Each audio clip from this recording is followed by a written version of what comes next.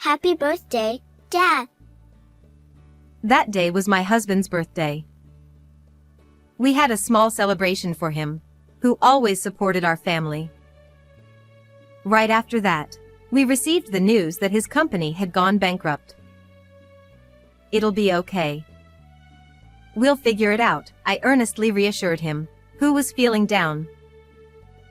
I truly believed that we could overcome any adversity if we had love. I'm going for a walk. Those were the last words he said to us. After that, he never returned home and vanished into the sea, leaving behind a large debt for me and our daughter. My husband Diego and I had been together since our student days. I became a nursery school teacher, and he started his own investment company. Our paths diverged significantly, but we got married a few years after graduation and had our daughter Isabella, and 4 years passed. We were a close-knit family of 3. That day was his birthday. Our daughter and I made a homemade cake and prepared a small gift to celebrate him. Happy birthday, Dad. Oh, thank you. He was very happy with our daughter's birthday wishes and the watch I gave him. I never doubted that such happiness would continue forever. Not yet. This is the critical moment. Don't rush. A few hours after the birthday party, when our daughter had fallen asleep, he was busy handling calls from work. I had seen him looking serious while on the phone before. He was probably discussing work, but I didn't understand the workings of an investment company. Why can't you do as you're told? You incompetent. After several exchanges on the phone, I heard him yell in frustration. I opened the study door to find him slumped over, his shoulders sagging. What's wrong? You're being too loud. You'll wake Isabella. Sorry. I failed in a deal. He muttered without looking at me. What? What does that mean? Are you okay? No, it's bad. The company is going to collapse. When I heard those words, it felt like the air had changed for a moment. I had heard from him before that an investment company could move an eye-popping amount of money overnight. If such a company were to go bankrupt, I could imagine what would happen. But strangely, I didn't feel pessimistic. It'll be okay. We'll figure it out. So I answered without hesitation. I wasn't ignoring the thought of how we would live or whether I could support us with just my income. But I was confident that we could overcome any hardship if we were together. Thank you. I'm going for a walk. What? But. He looked glum, understandably shocked by the company's impending bankruptcy. But I was reluctant to leave him alone at such a time. I'll be fine. I'll be back soon. Okay. Be careful. I reluctantly agreed to his outing, but my anxiety wouldn't go away. Please, come back. I beg you. I watched him leave, making him promise, but he quietly closed the door without responding. Looking back, that was my biggest mistake. I should have forced him to stay. What? Did you say just now? The police contacted me the morning after he left. We found shoes that appear to belong to your husband and what seems to be a suicide note. When they told me that, my mind went blank. The location was a scenic spot overlooking the sea in our hometown. But it was also a notorious cliff where people frequently jumped to their deaths. The police contacted me based on the personal belongings he left behind. Despite an earnest search, bad weather set in from that day, and the sea became rough, so the police quickly gave up looking for him. I wanted to search for him myself, but with a young daughter to care for, there was little I could do. Where did Daddy go? He'll be back, he promised. I muttered to myself, holding my anxious daughter. Why didn't I stop him then? Thinking that made my heart feel like it would break. But more bad things followed, piling on us who had suddenly lost our family. Please, go away. You can't just show up and say that. My daughter has nothing to do with this. Debt collectors started coming to our house daily, demanding I repay my husband's debts. It turned out that his company had already been in trouble for months before he disappeared. He had apparently borrowed money from shady sources. They claimed I was a guarantor for his debts, but I had no memory of agreeing to that. Debt collectors hounded us relentlessly, ignoring our mourning, and I was mentally cornered. They even showed up at my workplace, forcing me to quit.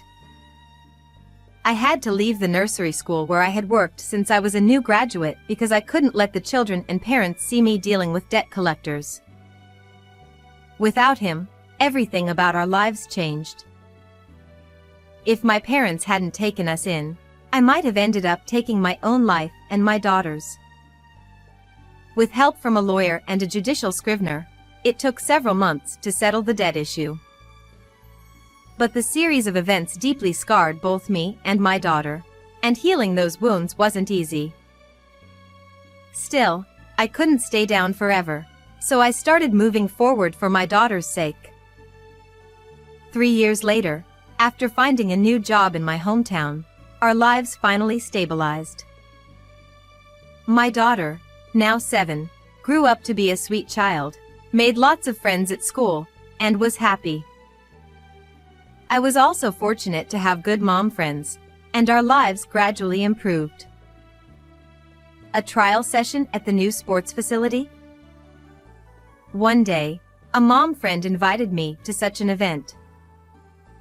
The large, clean facility had both sports and hot spring facilities, with a daycare center, so we could enjoy the services without worry.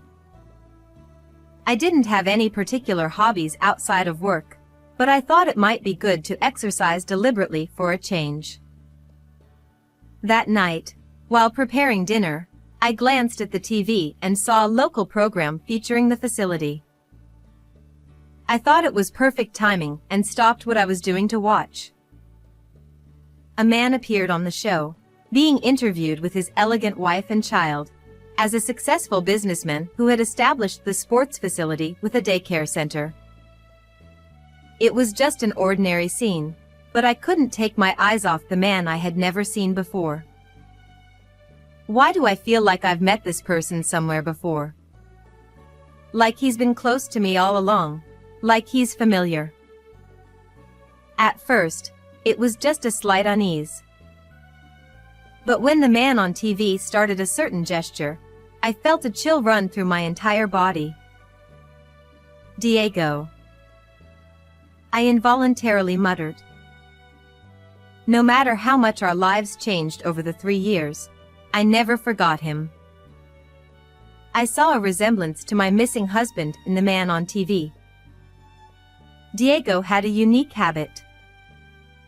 When he was nervous, anxious, or lying, he would fiddle with the nail on his right middle finger. That's why his finger was always noticeably ragged. The man's distinctive habit and finger shape were unmistakable. But the world is vast. Maybe it's just a coincidence. I considered that. The man's face was different from my husband's, and his name was introduced as Kyle, so there was a possibility it was just a look-alike. However, the timing of my mom friend's invitation and this suspicion felt almost orchestrated. So, I decided to attend the trial session to investigate further. That day, My friend and I left our children in the daycare center within the facility and headed to the venue we were interested in. The event promised a relaxing experience, an hour of hot yoga followed by access to the hot springs. Before the session started, the company's CEO was going to give a greeting, and I thought, perfect. This is my chance to see him up close. I seized the opportunity and took a seat in the front row, right in the center, where I could see the man clearly. There he is, the guy from TV. He appeared before the participants and stood directly in front of me. The moment he faced the audience, our eyes met. I didn't miss the slight twinge of his expression. After breaking eye contact, he nervously started fidgeting with his right middle finger's nail. There's no doubt about it, it's Diego. He's here. As soon as I was convinced, forgotten emotions began to well up inside me. But they weren't feelings of joy or relief that he was alive.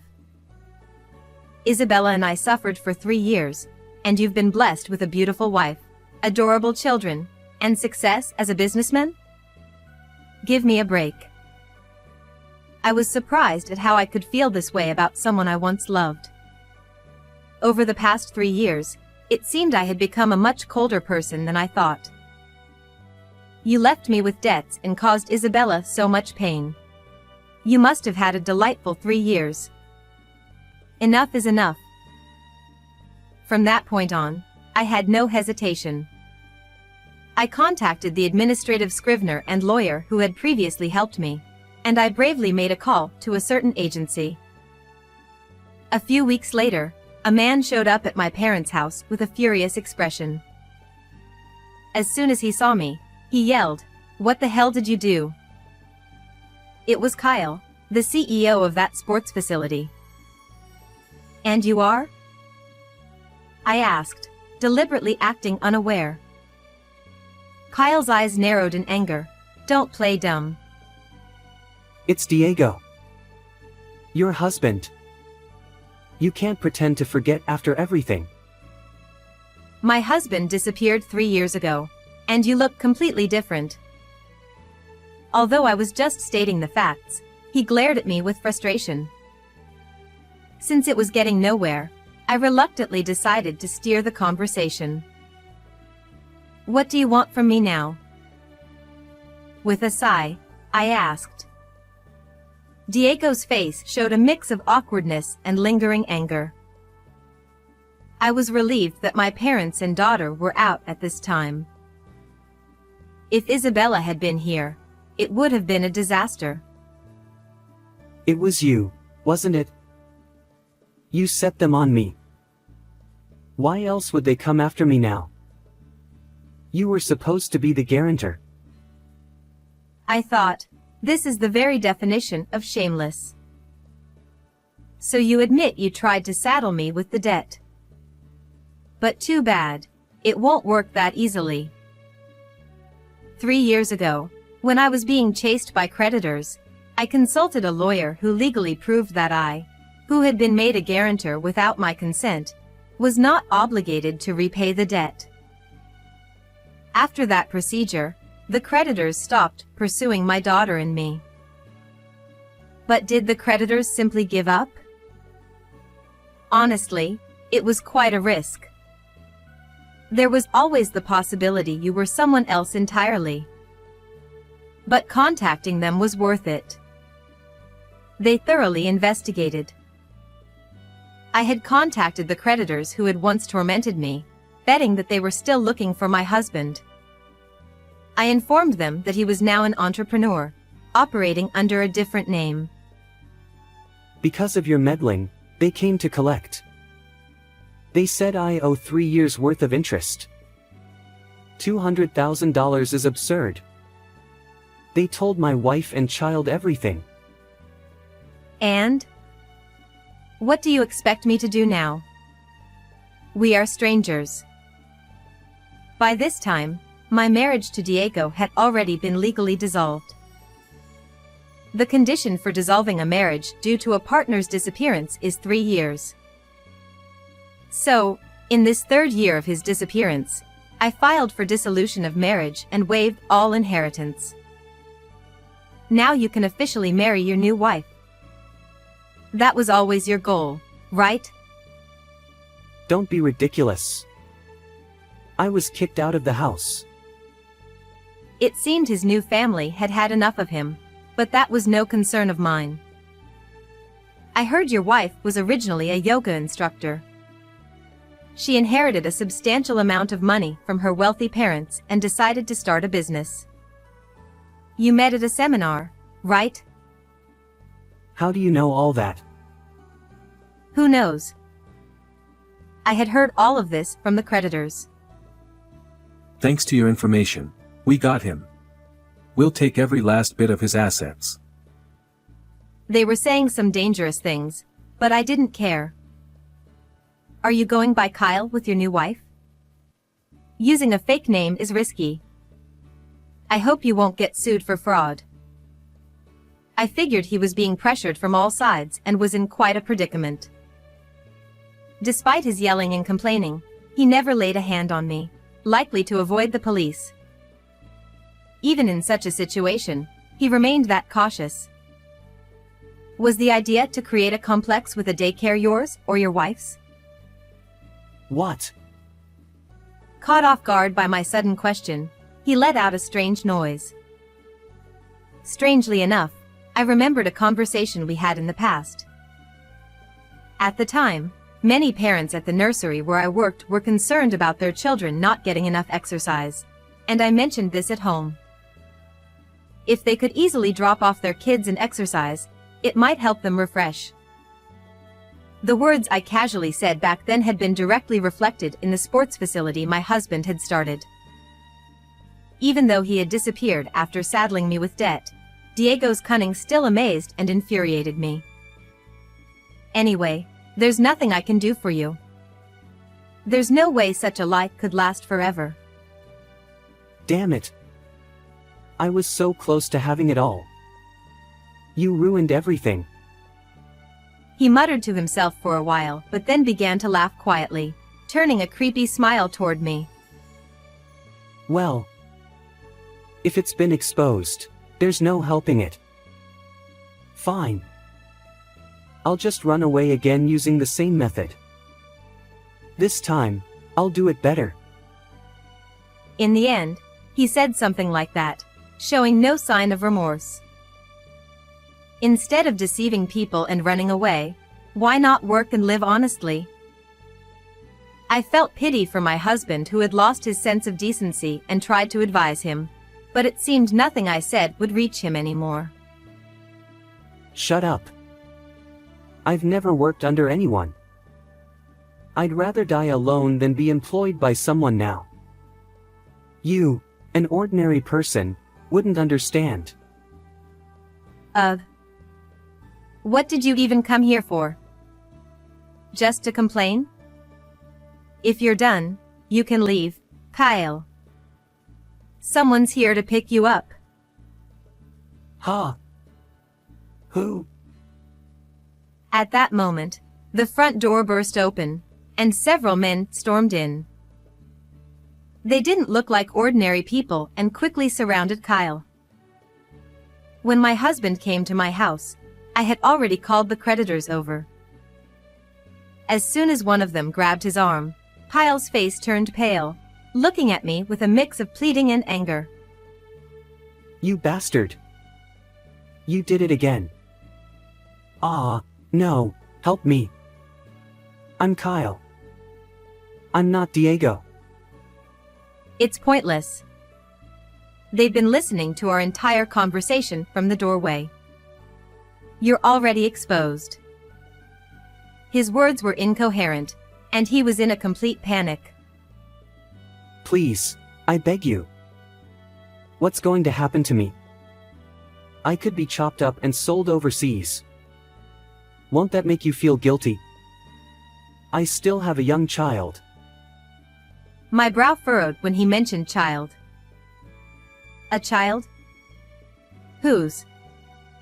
Isabella's father is gone. Oh, you mean your new wife's child? I feel sorry for them, but there's nothing I can do. You heartless. You monster. No, I'm sorry. Help. He insulted and apologized in turn.